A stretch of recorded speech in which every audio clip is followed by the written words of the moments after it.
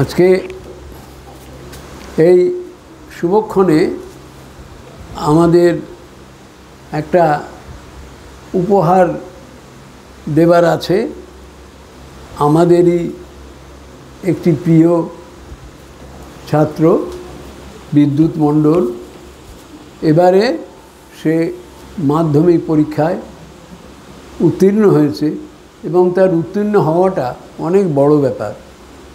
সে তার পড়াশোনার সঙ্গে প্রায় সম্পর্ক ছিলই না, মোটামুটি ফুটবলই তার পিতামাতা, ভাই বোন, আত্মীয় স্বজন, বন্ধুবান্ধব সবই ফুটবলের সঙ্গে এবং ফুটবলের মাঠের সঙ্গে তার একেবারে অত্যন্ত সেই দুধের সঙ্গে সাদা রঙের যে সম্পর্ক, আকাশের সঙ্গে নীল রঙের যে সম্পর্ক, মায়ের কোলের সঙ্গে সদ্যজাত শিশুর যে সম্পর্ক, ওরও আমাদের বিদ্যুতের ফুটবলের সঙ্গে ওর প্রায় সেই রকম সম্পর্ক।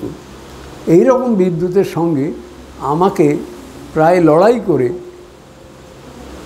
ওকে একটা মাধ্যমিক পরীক্ষায় পাশ করাবই, এই কল্পনা নিয়ে আমি মাঠে নেমে পড়েছিলাম।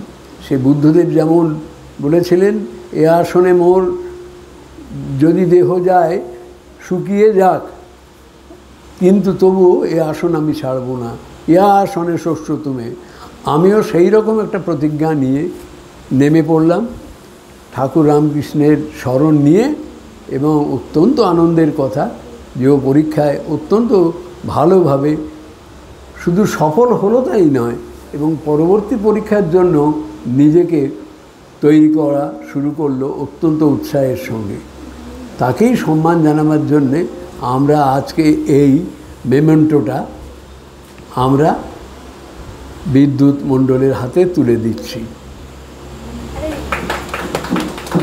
আপনারা সবাই ওকে স্বাগত জানান এবং আমরা কামনা করি যাতে ভবিষ্যতের পরবর্তী পরীক্ষাগুলোতেই একইভাবে আমরা ওর হাতে পুরস্কার তুলে দিতে পারি।